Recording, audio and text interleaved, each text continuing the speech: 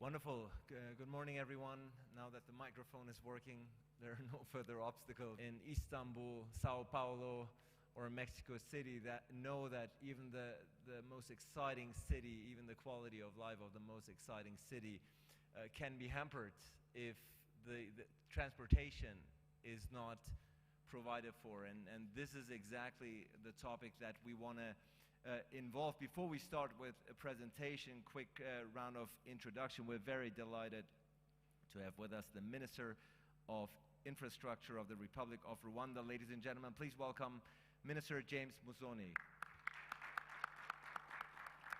Right next to him, I'm pleased to welcome here on the panel the CEO and Managing Director of Yego Innovation Limited. Karanveer Singh, ladies and gentlemen, is here this morning.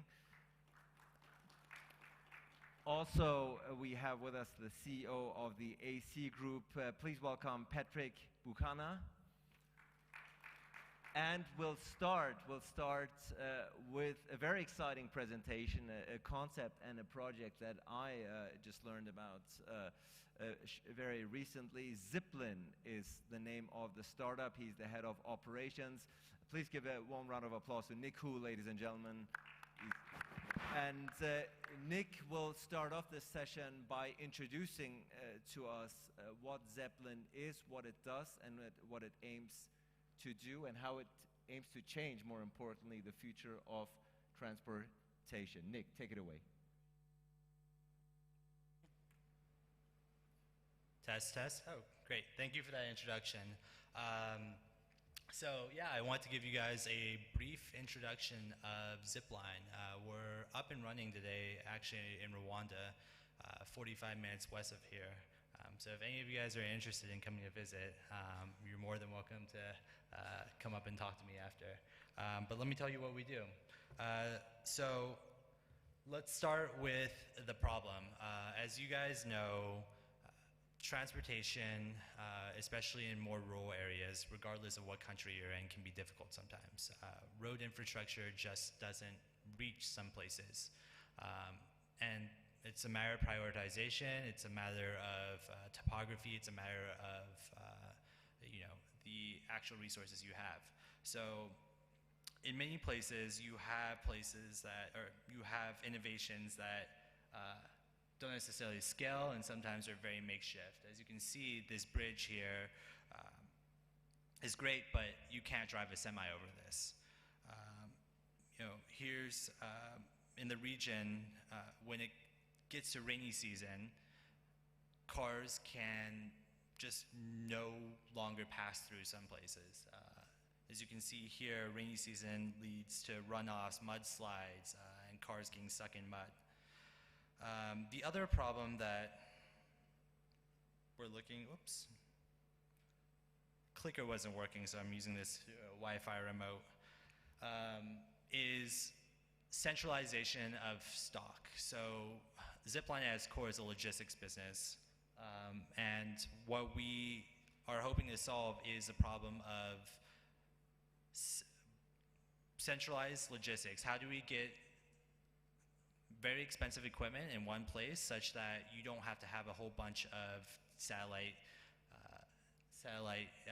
buildings and storage areas that don't get used. So one of the other big concerns that we've seen is cold storage. Cold storage, as with any other storage that requires machinery, can be difficult to maintain. And at times, let's see if this slide's working. Can you go on the next slide?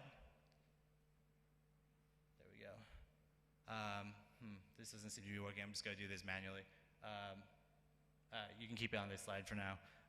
So the cold storage issues result in a lot of products just going bad. So this is where we came in and decided to launch a product that we thought would solve it, which is instant delivery via drone.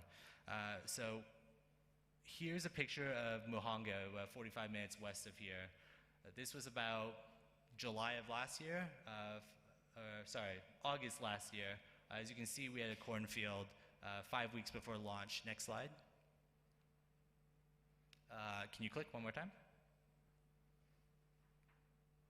So this is our site today.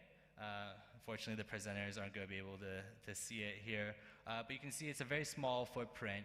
This took about 5 weeks to put together. This is what it looks like current day.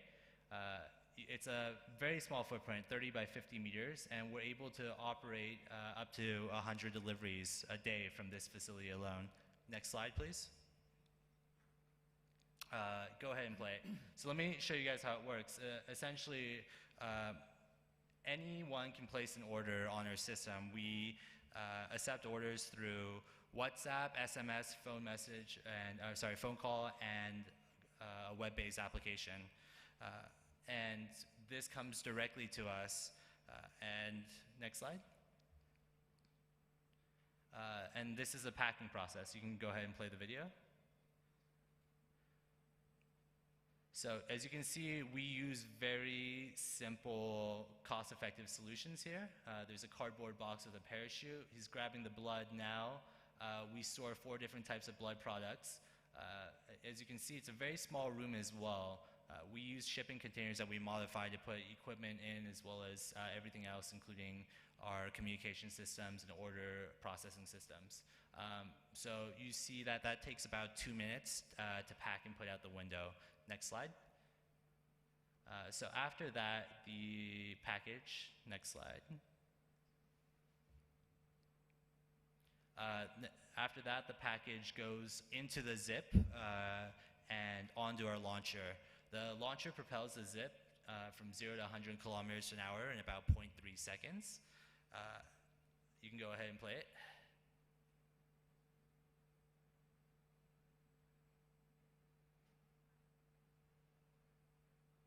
Great, there it goes.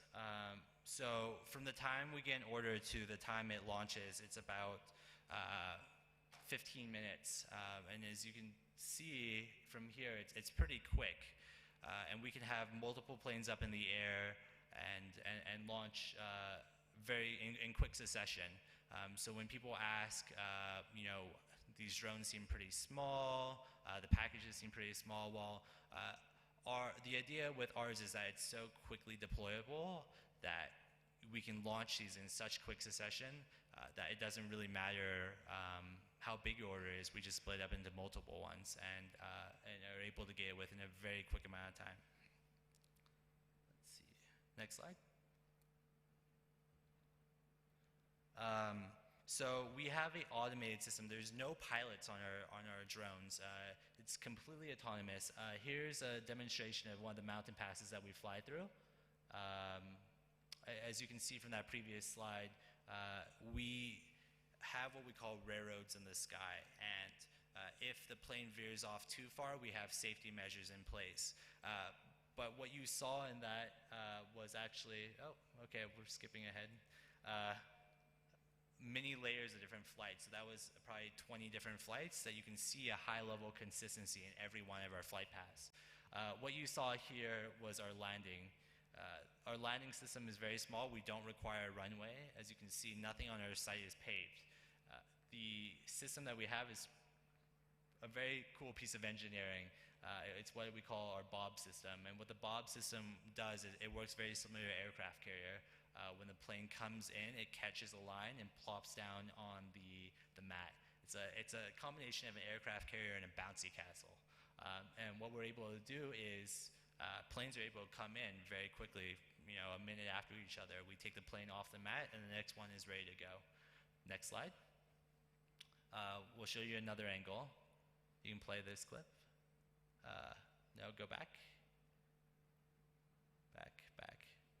Probably 2 clicks.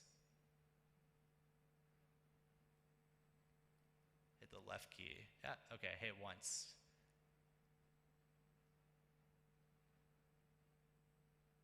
There we go. So, catches the line, slows the plane down, and then it plops right down on the mat. All right, next slide. You can play this clip as well. So once it lands, we take it off the mat, bring it inside. You click it. There we go. We do post-flight and pre-flight checks for every vehicle. So it's all electric powered. So we swap the battery and then pop a new one in, and the next one's ready to go. You can see that this stand here is, in my mind, a game changer in the aviation industry. What normally takes you about 15 to 30 minutes on a aircraft, a commercial aircraft, before you take off, where a pilot does all the manual checks. What you see below there are these cameras pointed up at the wings and flaps. And what those cameras do are actually looking at stickers to measure the angle of inflection. And so the checks that would normally be done by a pilot manually, where he looks out the window, are now all done via computer system. And this is done in 90 seconds. So 15 to 30 minutes to 90 seconds, and a much more accurate system that prevents or reduces human error. You can go ahead and play. Next one. A big question that we have when operating in places like Rwanda, where there's a heavy rainy season, we are able to operate in all weather conditions, barring probably hurricane grade winds. So I believe we've flown up to 70 km/h winds here so far. Next slide. And we can fly at night. One of the reasons why we're so successful here is our partnership with the government and its regulators. The Rwanda Civil Aviation Authority has been a big supporter and collaborator on establishing a robust communication system. Next slide.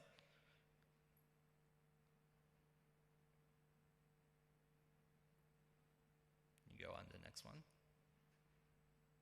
Great. It doesn't take a lot of people to run our site. As you saw, 30 by 50 meters. Currently, we do have a significant number of employees, which you'll see a picture of them after, to train up for multiple shifts. So we are operating 12 hours a day, 7 days a week. It takes only about 3 to 5 people to operate a site. Some that are allocated towards the fulfillment, the picking and packing, and some that are trained on the flight systems. So we're currently have a full Rwandan team trained to operate the site. We actually just made a delivery about 10 minutes ago. That's a fully Rwandan run site. Next slide. You can go ahead and play it. Here's one of the cooler clips that we have. You can see here there's 3 planes flying in formation. Our system is completely automated with its own smart air traffic control, so the planes know where every other plane is at all times, and make sure that we have a large enough separation to ensure that we don't have any conflictions in the air. Next slide. As you can see here, all this is operated on an iPad interface. This is a very simple interface that will take you half a day to get trained on. And you can see all those lines on the map. Those are the railroads that we have. Next slide. And in addition to that, safety is our #1 concern. You have a big plane flying over you. What happens if something goes wrong? As you can see here, we have a fail-safe system, what we call our safety parachute system, that in case the plane veers off too far from the railroad, it actually deploys a parachute system and floats safely to the ground. Next slide. So a lot of these companies are coming out, and I think that, well, the proof is in the pudding for ours. We're actually operating, like I said, in Muhanga, 45 minutes west of here, making on average about 15 to 20 deliveries a day. The application that we have for blood is really, really powerful. What we're seeing is not only a reduction in inventory levels at the hospitals, but we're seeing a change in clinical care at these hospitals. So what they were not previously able to offer, for example, there's products called platelets and plasma, which require special storage and transportation needs. These hospitals just didn't have that equipment because they didn't see the need for it. But now that they are able to receive these products, we're actually changing the way that doctors are able to provide care here. So, there's a lot to be said about the reduction in supply chain complexity when you have lead times of 20 minutes versus 5 days. But one of the coolest things, like I said, is that we're able to simply just provide something that was not previously there. So one site in Muhanga here, we serve a radius of about 75 kilometers. The planes fly, they take off from Muhanga, they fly anywhere between 10 to 45 minutes. They drop off that package with a parachute, and then they return back to our site. So effectively, they can fly up to a distance of 150 kilometers. And we, as you can see from this, 75 kilometers one way covers a significant portion of Rwanda. With 2 sites here in Rwanda, we're able to cover about 95% of the country with a 30 to 45-minute delivery window. Next slide. As I mentioned, we have an amazing team that I'm very proud of. In a matter of 2 months, we were able to recruit and train a very elite team here in Rwanda that ranges from lab technicians to flight engineers. We provide 24/7 support from our headquarters in the Bay Area to the team, but to be quite honest, these guys are taking over here almost completely. It's very impressive to see. Next slide. Great. So this is a picture that I want to show to everyone. I think that it's important to know that infrastructure, lack of good roads is not a problem that's specific to East Africa or the continent. This is the Navajo Nation road, a school bus trying to get through to deliver emergency supplies in the U.S. Road infrastructure is a problem everywhere, like I said, depending on your topography and the weather. It's always going to be an issue, and sometimes you need to be able to deliver things very quickly and that may be life-saving. So this is something that we're really excited to see change the future of delivery logistics. Next slide. So I want to leave you with 2 last things. This was actually last week. You can see that white little blip is a plane delivering. White means that it has a package. And you can see it just dropped right there at the Nyanza Hospital, about what would be an 1.5 to 2-hour drive from Kigali. It took us 20 minutes to get to. And that was an emergency delivery to Nyanza, potentially saving a life there. Next slide. So I wanted to leave you guys with some parting notes to close out this presentation. I want you guys all to imagine a world where you can get anything in 20 minutes. Next slide. You can click one more time. So how would you change the way you work? How would it change your life? I'd really challenge you guys to think about how not only this changes, supply chain, planning and lead times and safety stock, but think about what else you could be doing with instant delivery. Next slide. One more. Cool. Thank you. There's my email if you guys need me. I'll be here after. Again, open invitation for anyone that wants to visit our site. We're only about 45 minutes west of here. Thank you, guys. Thank you so much, Nick, for a very powerful presentation, a very impressive project that will certainly change the way things are being delivered in the future. And now you're based in Kigali here and observing this transformation firsthand. So thank you for that. Let's go to Minister Musoni, because you are obviously the Minister of Infrastructure here in Rwanda, and would very much like to hear from you about the challenges that you are currently facing as a minister in rethinking transportation, and what challenges you think might still lie ahead for Rwanda. Thank you so much, moderator. Distinguished audience, dear panelists, it's a great opportunity and honor for us to be here to discuss on the transportation systems and the challenges and the rethinking the way we handle it. Specifically for the transport sector, what the main challenges that are common, whether here or somewhere else, one is the access, how people access transport, and they get to where they want to get very easily and in a short time that is possible. The second problem is congestion. Congestion, especially where there's a big population in certain urban areas where congestion is becoming a problem. And another challenge is safety. Safety is a big challenge where when you're on the road, the first thing you want to have is to be in good hands to make sure that you live safely.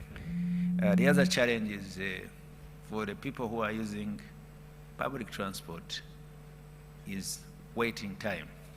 You don't want to stay on the stage for a long time waiting for a bus or train to come. So here in Rwanda, we have also been facing these challenges.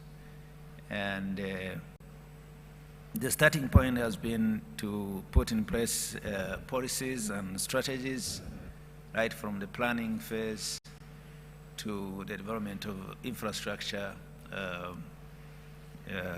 roads. But we also know that in almost every part of the country we have fiber optic. Where we have these roads, we also have fiber optic. So we developed transport master plans, we've developed public transport policy, we've developed urbanization policy, and Smart Rwanda master plan. So all these have helped us now to try to address some of these challenges.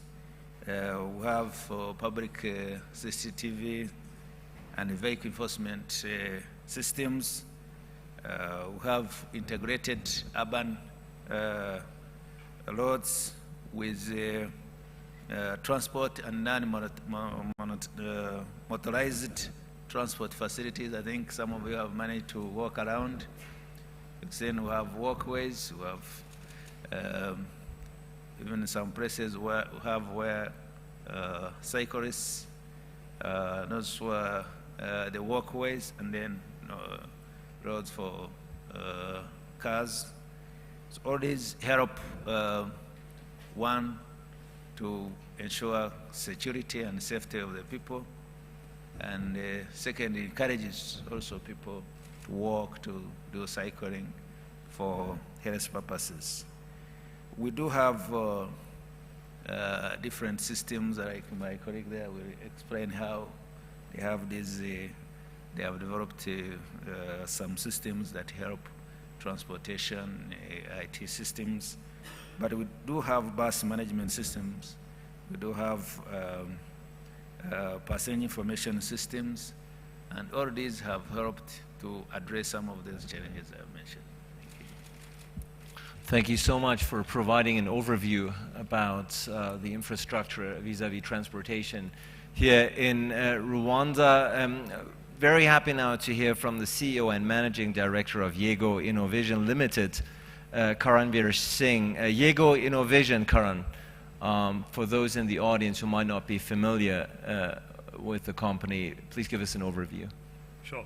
Thank you very much, distinguished guests. Happy that so many of you woke up early in the morning and came here today. What I'm going to share with you is, I'm going to just try and give you a little bit of an overview about the company and what we've been doing. We're a 23-year-old company. We're based out of Singapore and India. We've done a lot of different projects, and some of the projects that I'd like to share with you today is, we started off with the bus information system because we come from a country which has got about 1.3 billion people.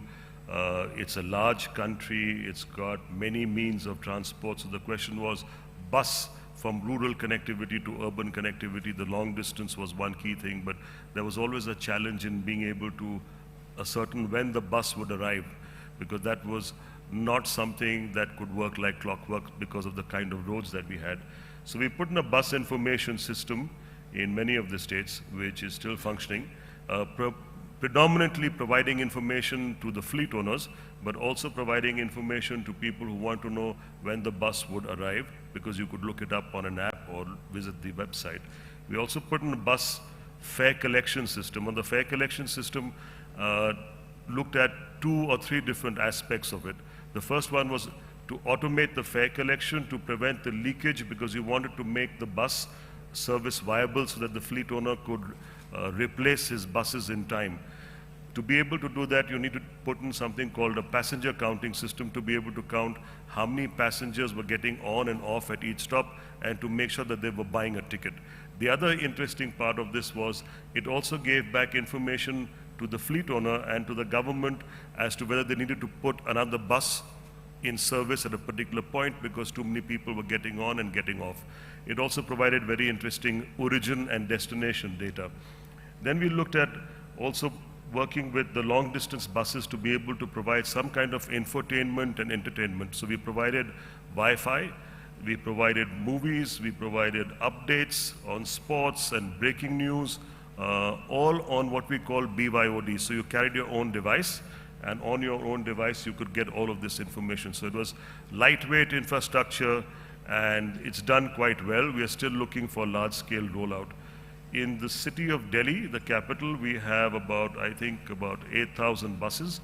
There we are still under proof of concept because the procurement process is very long. But we have buses which are running locally, which are providing you all kinds of information. So imagine you're sitting in the bus, you're getting breaking news, you're also getting to know about the weather, you can get sports news, but you're also getting infotainment. So we play games, there are puzzles, there are all kinds of things that come up. And all of this is self-funded in the sense that the system generates revenue by itself. The fleet owner doesn't have to pay for it, but everything that we are providing in terms of content is interspersed with advertisements. So it's the advertiser who ends up paying for the entire system.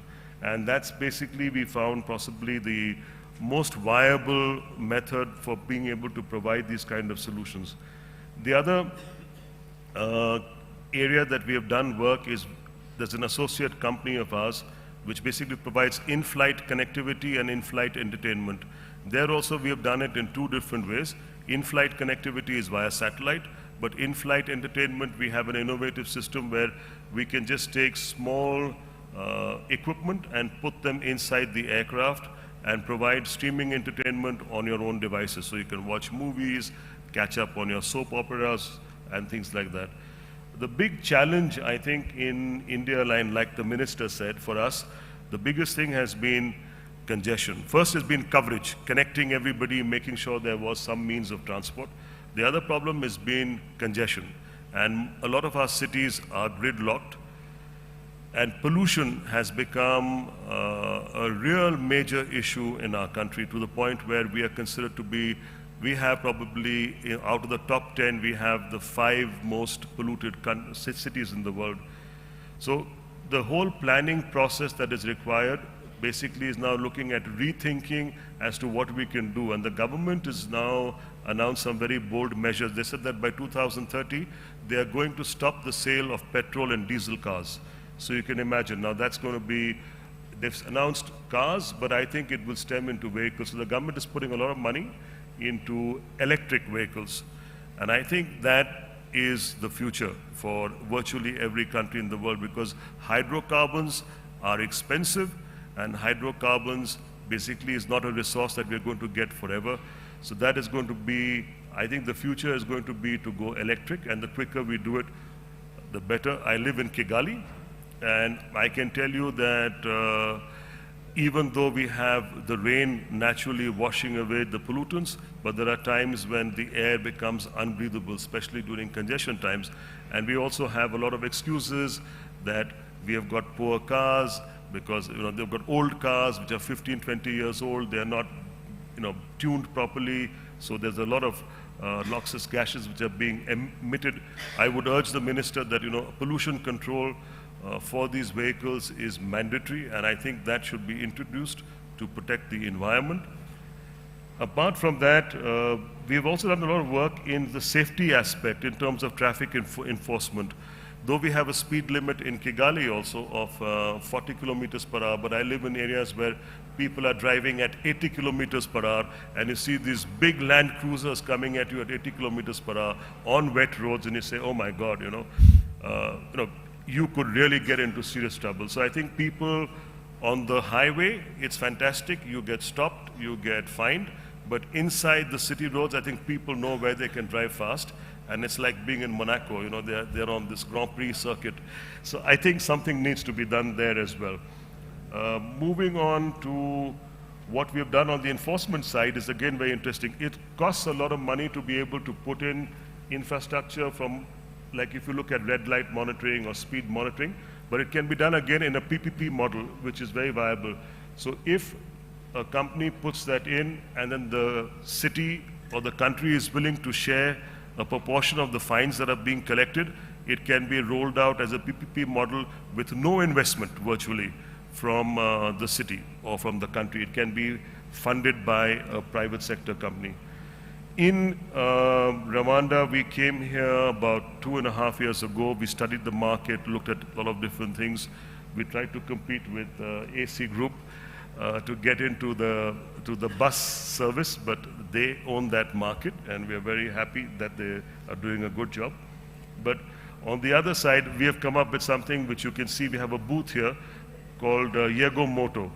So we looked at the main means of transportation for the 1.2 million people who live in Kigali seems to be motos, because you have bus services, but the bus services during peak times are congested because of traffic. If you need to go somewhere quickly, you want to get onto a moto and go as fast as possible. The problem with motos are many. First thing with motos is that every time you hire a moto, you have to negotiate.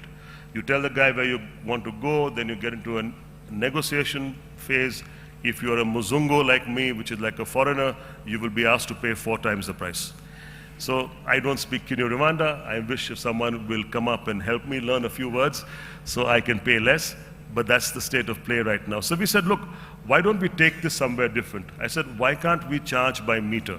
Instead of there being a negotiation, there should just be a meter. So you tell the person, hey, I want to go from Ramera to UTC, and the chap says, okay, get on. You get on the bike and you go. At the end, you basically pay by meter and you get off. And the advantage of this is that the meter is, of course, an intelligent meter. It's got GPS. It's also monitoring driver behavior, acceleration, whether he's cutting corners or he's speeding, braking, what is his speed, is he overspeeding. So all that big data analysis is being also provided back to Mininfra, to RURA, and to RNP. So basically, enforcement would take place automatically. But from a user perspective, there's a huge amount of convenience to not have to haggle. One other scenario which I find very funny is that imagine you have decided to take a moto and go from point A to point B, but you get a phone call from your boss, and he says, sorry, I need you to go to another location. You have to stop the moto. You have to tell him. Normally, he will turn around and insist on being paid the fare which was negotiated for the first trip, and then he will renegotiate a fare for the second trip or for the diversion that you want. With the meter, you just tap him, tell him where to go, and he turns and goes. He gets paid fairly, and so do you. You don't have to think about it. So the whole idea for anything to do with transport and transit is we can't expect governments to come in and to fund this. Or like in Europe, these activities are basically funded by the city. But in a place like Africa, I think all of these things should be able to pay for themselves. You have to make sure that it is affordable to the passenger, but it should also be viable for the person who is buying the moto, renting it to a moto driver, and he's running the bike for 8 to 12 hours a day and expects to make money out of it. So we would be launching the service after TAS. There are 15,000 motos here. We expect that by December we would have completed Kigali, and then of course we would go to other cities in Rwanda, and then hopefully replicate the same model in other countries in Africa. Thank you. Thank you so much, Karan, and I know the minister took mental notes during your presentation, and perhaps some room for improvement here and there. Thank you so much. As the last speaker here on this panel, delighted to now hear from the CEO of the AC Group, Patrick Buchanan. Patrick, for those who might not be familiar with the work of the AC Group, perhaps you can enlighten us. Thank you, and thank you so much for having me on this this event and this panel. But just to speak a bit about what AC Group has done is we have a number of products. Most famous is the Tap and Go, which is in Rwanda and Cameroon. And what the Tap and Go does is pretty much it's a very simple system that is trying to help with collection of fares with public transport buses. And that is how it started. But slowly it has evolved to be a problem-solving innovation around different challenges that public transport and transport in general is facing.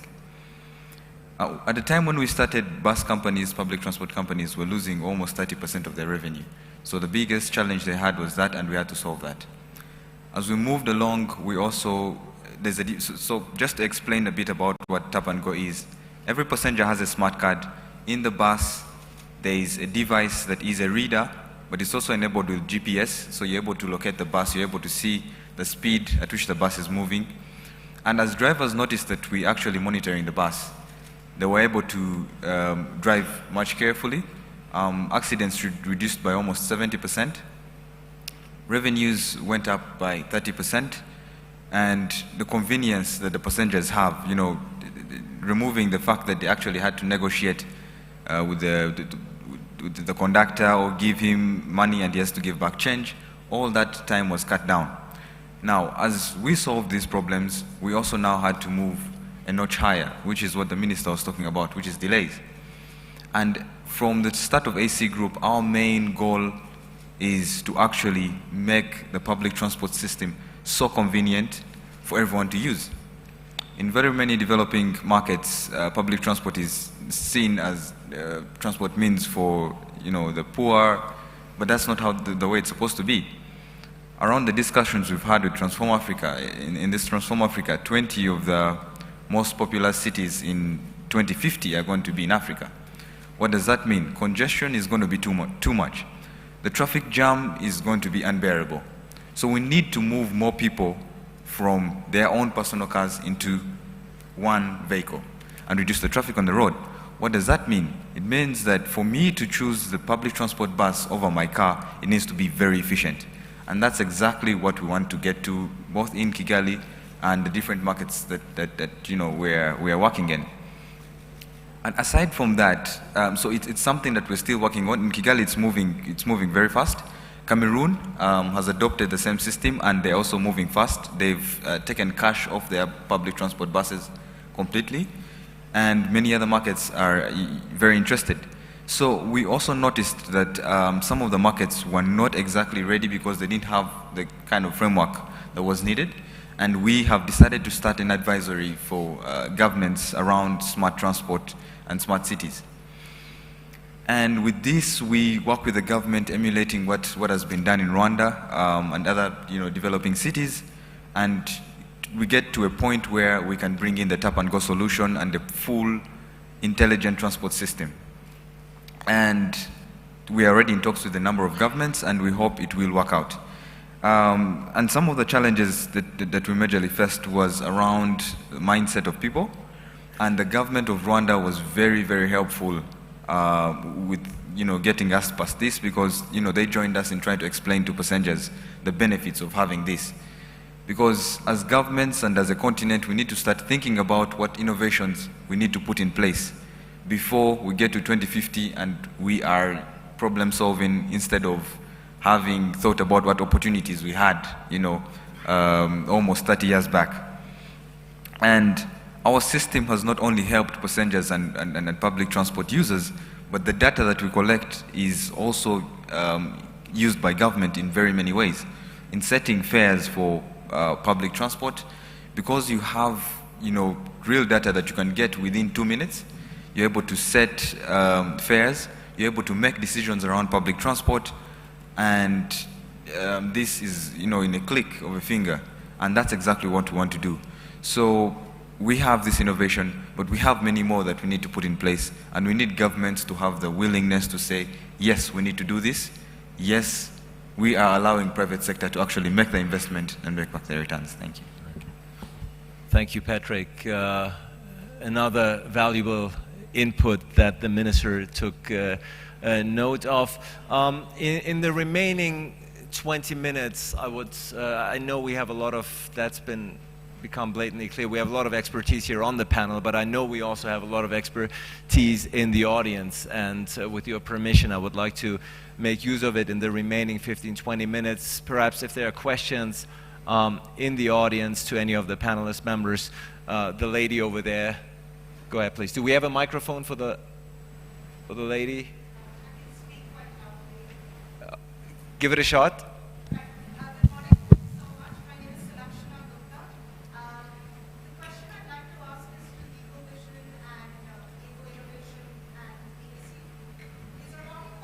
Transportation smarter.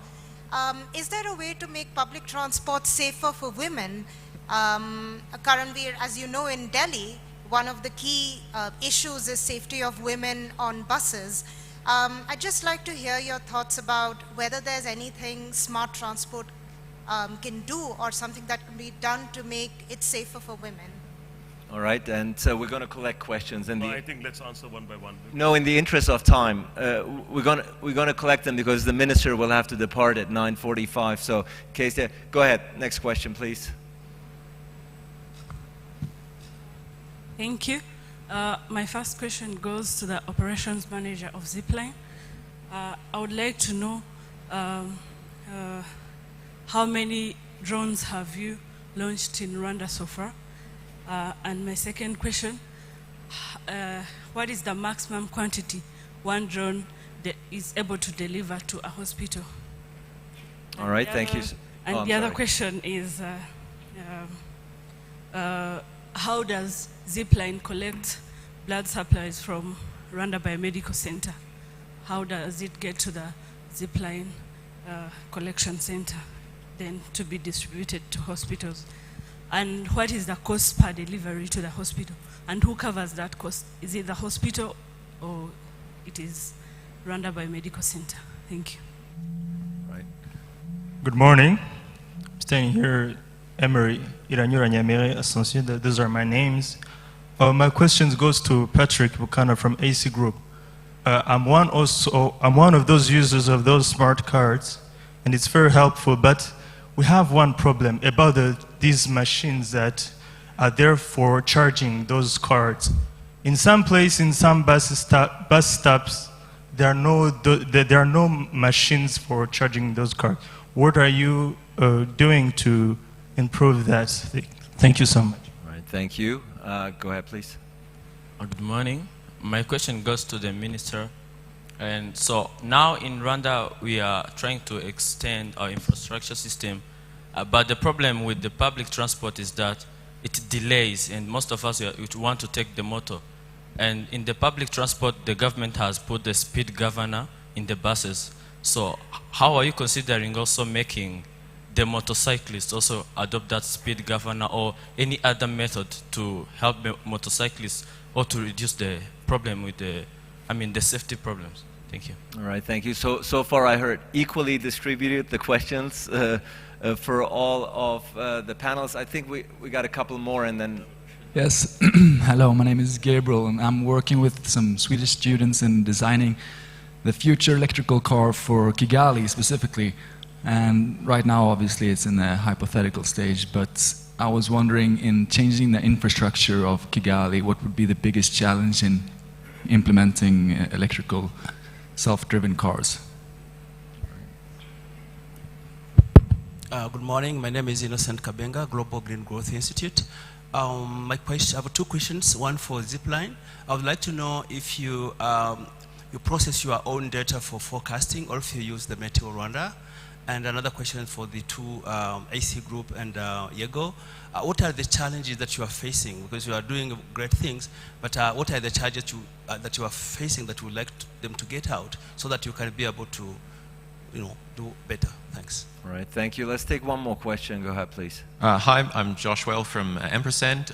We're developing electric motorcycles right here in Kigali. My question is for the Minister is what data points would you like us to be collecting as our data-connected electric motorcycles are driving around from an urban planning point of view, those kind of things. I'm sorry, I was actually indicating to, it wasn't, there you go. So, I think we have, just one more? Go ahead, please. Thank you so much. My name is Edward, and my question, actually I have two questions, and they go to Yego Moto. So we have this, a similar system in Rwanda right now, I think you know it. So when I'm actually ordering a motor to the same system, it takes a little bit, like 30 minutes or less, or a bit more, to get a motor to where I am, where I ordered it from. And that sometimes they even tell me that my order is cancelled after even waiting for 30 minutes. So what are you going to do to change that problem? And the second question is, you said by December you want to have covered all motors in Kigali. And my question is, motorcyclists, most of the times, they get profit from bargaining to the passengers. What are you going to do to force the motorcyclists to get your system to their motors? Are you going to force them? What are you going to do to make sure that they all get your system to their motors? Thank you so much. All right, thank you. Many questions, many interesting and insightful questions, and let's use the remaining 15 minutes for all of you to answer them. And perhaps we start with the order that so Nick, I know many of the questions were directed towards you. Yeah, my mic's working? Yeah, everyone can hear. Great. So yeah, very interesting questions. To put it simply, the package capacity is about 9 liters. We can carry about 1.5 kilos. That's excluding the packaging material. On average, that's about 2 units of blood. Some people may think that's a lot in the medical profession. Some may think that's a little bit for the layman, but 2 units can generally make a significant impact in the clinical care. So that all gets wrapped up in the box. I believe the second question was, where do we get the blood? The blood comes from Rwanda Biomedical Center.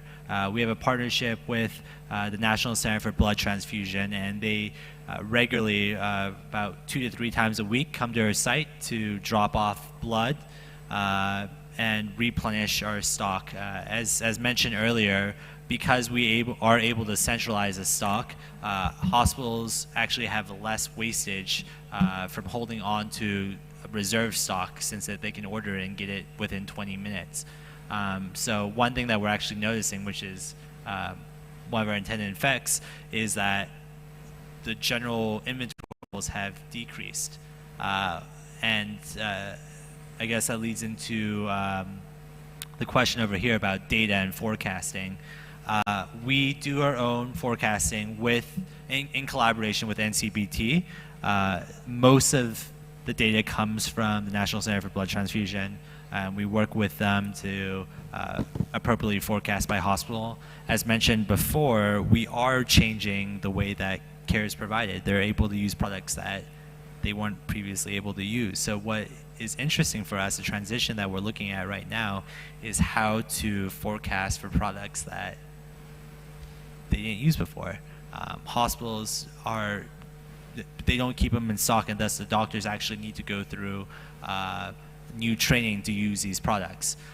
So that's an interesting challenge that we have now, is as new products come in, how do we allocate that based off of the new behavior that we're seeing from hospitals?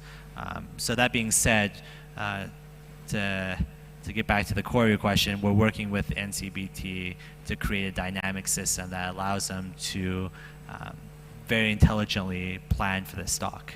And then the last question, I believe, was the big question we get about cost. So what I can say is that the cost of delivery right now is comparable to what they use, which is, it's actually cheaper than taking a Land Cruiser with blood and delivering it to the hospital. which you have to pay for the driver, you usually have to pay for a lab technician, and then all the equipment, the active cooling equipment inside. So in terms of costs, the way that we frame this to potential new applications is that this system could very well pay for itself within the first year, depending on the needs of your delivery and distribution systems. What we're seeing already, like I said, you don't have to pay for maintenance of the car, you don't have to pay for gas, you don't have to pay for a driver, a lab technician, and on top of that, insurance, risk, opportunity costs. The system really pays for itself very quickly. Thank you so much, Nick. And for all other questions related to Zipline that might not have been answered, you're obviously going to stick around. People Definitely. can come up to you after this panel. Thanks so much. Patrick. Some questions directed towards you as well. Sure. Yeah, so the first question about safety. Maybe just to share with you what drives AC Group every day is that we want to make sure that our clients are always happy. And all our innovations that we have currently and we are thinking of in the future are majorly around making sure that the clients are having a very great experience, it's safe for them, and they feel like using the product again and again. And that's what brings value for us as well as a company. And in Rwanda, we haven't had challenges around security, especially on the bus and safety for any kind of gender. But let me share with you an experience that we have in Cameroon. In Cameroon, the same problem was, the same challenge was brought to us. And the way we started it is not the same way we did in Rwanda. So every bus has cameras that are installed, and the cards that are issued to the passengers are actually personalized. So you know at whatever time who was in a particular bus. And this kind of makes everyone, very responsible whenever they're on the bus. But aside from that, there's full-time monitoring through the camera, which is on the bus, and it reduces theft. It copes with, the challenges around, safety of children, of women on the bus. The second question about the charging ports, maybe to explain for people who haven't used and people who are not from Rwanda, the charging ports is how I recharge my card. So every passenger has a card, and there's a network of agents that we have. You give him an amount of money, and they're able to charge the card. Now, we have almost 950,000 users in Kigali. You can't have charging stations in every single point that someone feels like they need a charging station. And on a line of about 18 bus stops, we almost have 12 to 15 bus stops. So we can't have it on all, but we make sure that on the major ones, there is a charging port. But aside from that, we're also actually integrating with telecoms and mobile banking platforms where you're able to charge your card using your mobile money, your mobile banking at your own convenience. So you're leaving home, you pick out your phone, dial in, put in your card number, put in the amount, payment is done, your card is loaded, you just get on the bus. Getting to the challenges, and I think many of them have been talked about, but without repeating any, our biggest challenge is still around different countries understanding our product.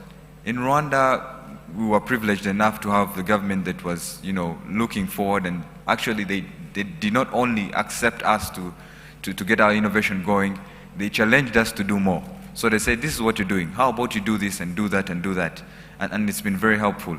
In other markets, you try to pitch a solution, and there's another one that is working, doing the same, not exactly at the scale at which we're doing it, or they're very reluctant to change. And what we're talking about is, across the continent, we all have similar problems. They're not exactly the same, but we all don't need to build our own solutions.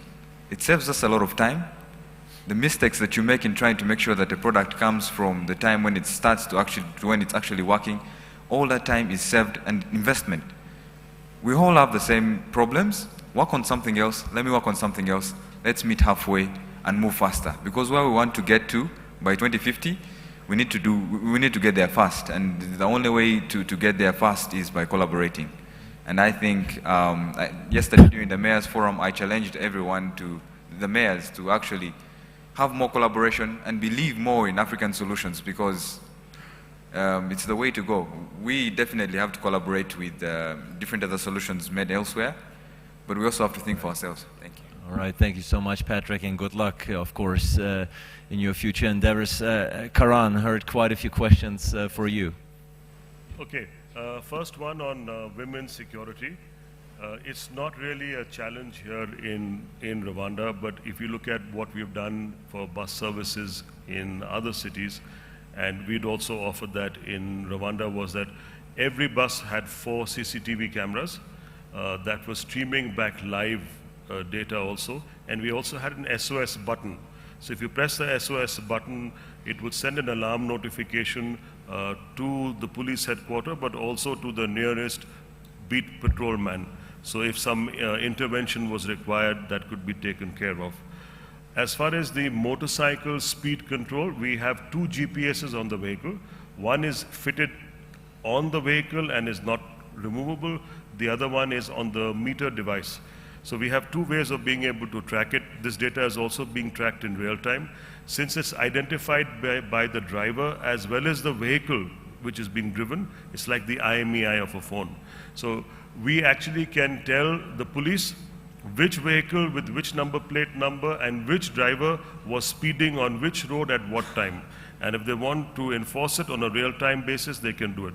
So I think what will happen is, over a period of time, maybe a month or 2 months, the drivers will realize that they cannot speed. And it's not just speeding. Sometimes it's dangerous behavior, because most of the accidents that I have seen is when the motorcycle suddenly swerves and turns to pick up a passenger. And that's when they get hit by another car. It's a sad fact that the largest number of accidents in Rwanda are caused by motor drivers. The largest number of deaths are also because of motors. So we want to change that by changing behavior. The other thing that we have done is we are introducing full face helmets. I've been to the hospitals. I've seen what happens when people fall. They smash their face. Their jaw, their teeth, everything is gone. So we are putting full face helmets, which will basically protect the entire face. The challenge that we would have here is a lot of the ladies here put on artificial hair and have big buns. And if you see the way they put the helmet, it's just a decoration piece. So the first thing that flies off, because it's not even strapped, is the helmet. But I would urge the ladies to either change the hairstyle, because I think your head is more important. You know, your life is more important. And you must wear the helmet securely over your head, because if you protect your head, you know, everything else in life works. So that's another thing. On the electric car challenge, I think the biggest challenge that's going to be there is to have adequate charging points with adequate capacity for people to be able to charge the vehicles, and that's true for every country in the world today. I mean, whether you look at Tesla and America, it's the same challenge. How quickly can I charge my car? But technology is improving to the point where a single charge is good enough for 150 to 200 kilometers, which you would normally cover in one city. For challenges for Yego Moto, I think one of the big challenges that we're going to have is to manage the expectations of 2 sides of the coin. One is the motor driver and one is the passenger. There may be some amount of fear in the beginning, saying, oh, you're going to put a meter, I'm better at negotiating, I will be now having to pay more, or the motor driver thinking I'm going to earn less. Actually, that's not true. Because what we've done is, over the last year, we've done a lot of research, we've collected data, actually by going on motors and saying from point A to point B, from this time to this time, how much do they charge? Based upon that, we basically made an algorithm, put it into our meter, and actually went out, sitting passively behind the motor driver, negotiating with him, and then seeing what the meter was saying. And it's interesting, a lot of the places the motor drivers are charging more, where they would need to normalize it, but a lot of the places the motor driver is charging less because he has no clue. He does not compute that a 2-kilometer ride and a 9-kilometer ride, he's burning a lot more fuel. He just doubles what he charges for a 2-kilometer ride, but that's not correct. So I think there will be a phase where both passengers and the driver will need to understand. because it's an algorithm-based software, we can move it in any different way. We've also found that early morning and late at night, they charge arbitrary rates. If you go somewhere and there are 15 motors standing there, it's very competitive because they outbid each other. But if you're late at night and you want to go somewhere and there's only one motor, he will ask you whatever he feels like. And then you have a choice to either wait or go with him. But with a metered fare, we say no. It should be the way, the practice which is followed around the world. You have to pay based on time and distance. You should also basically pay based on time of day. Because if someone is working late at night or early in the morning, he should be compensated for that time. So I think that would again bring about transparency, visibility, and I think over a period of time, people will begin to like the fact that you don't have to bargain and negotiate all the time. There was a question about safe motors and waiting 30 minutes. We looked at the market and we found that with safe motors, the big problem is that yes, they don't have enough motors and they don't always come. So our challenge was, why try to go an Uber model? Because when you step outside, normally on every roadside in Kigali, the motors are waiting. If I call for a motor and I'm standing there and there are 5 motors in front and I'm waiting 15 minutes for a motor to arrive, it makes no sense. So we said, no, we are going to put the meter on each and every motorcycle, which brings us to the point, is it going to be compulsory? How are we going to do it? We have the government support. We can turn around and say it's going to be done on every motor, but the way that I feel it should be done, rather than pushing it down, it should be done in a manner where people opt for it. The reaction that we have got from the unions, from the cooperatives, from the federation, from the motor drivers, they are all wanting to get the system. So we are hoping that it would be a pull rather than a push, which would be required. Once the meters are out there, then I think we can take it off. Anybody else wants to ask any further questions, I'll be around after, so sure. The minister needs to leave. Sure, thank you so much, Karan, and indeed you'll be around for any questions that might not have been answered up until now. To wrap up the session, Minister, take it away. Thank you so much. Let me start by appreciating the moderator, the way you handled it, very professional, and my colleagues, the panelists, they've done a great job. Also want to thank everybody who managed to be here this morning. This has been a very interesting topic. It concerns people's lives, it concerns business, it concerns the way we do our business. So specifically on the issue of whether here in Rwanda we're going to have electric cars. For sure, this is in our policy and in our strategies. But immediately, what we have to implement it is in phases. The immediate step we're going to take to address issues of congestion and the like is to have dedicated bus lanes. And this is going to encourage people to use public transport. We are working on different roads here, especially where we have been experiencing some congestions. We're working on roads expansion to create these dedicated bus lanes. And this is going to allow many people to use public transport. Then phase 2, we'll be working on this other modes of transport in terms of electric cars and the like. So as the population increases in the city, we're also working on mechanisms to address these challenges. Issues to do with congestion, issues to do with pollution, and deploying different technologies to enhance safety, to enhance efficiency. On the issue of speed management within the city, besides these other measures mentioned by the CEO, I think you've also seen that we are deploying cameras along these roads within Kigali. So this is going to be integrated with other systems that link to the enforcement agencies.